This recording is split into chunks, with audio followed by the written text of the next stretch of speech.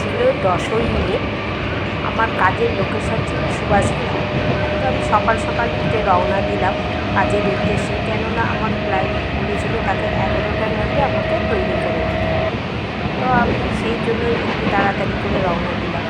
তো আমি আমার ক্লায়েন্টের বাড়িতে পৌঁছলাম, গিয়ে দেখি তখন তো তার স্নান হয়নি। আমি কিছুক্ষণ বসলাম, বসে চাটা খেলাম, তারপরে সে রেডি হয়ে এলো।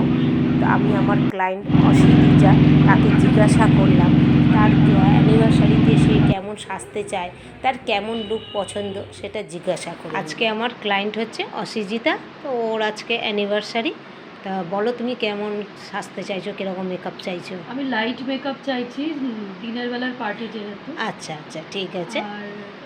আর চুলটা তো আমার কম আছে, তো হ্যাঁ, তুমি তোমার মতো একটু দেখো। আমি যেমন বলেছিলাম আচ্ছা তোমাকে আগে, আচ্ছা আচ্ছা আচ্ছা, ঠিক হালকা আছে স্পাইরালি কিছু করা যায় যদি।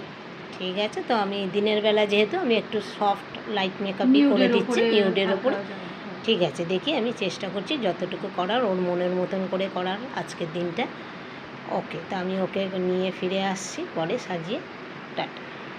সাজিয়ে নিয়ে চলে এসেছি, বলো এবারে তোমার কেমন লাগলো? ভালো লেগেছে, আমার এই লুকটা খুব পছন্দ হয়েছে। ঠিক আছে তো, আই মেকআপ, একদম লিপস্টিক, একদম কালার একদম। সব সমস্ত ঠিক আছে তো? হ্যাঁ। ঠিক আছে, ওকে।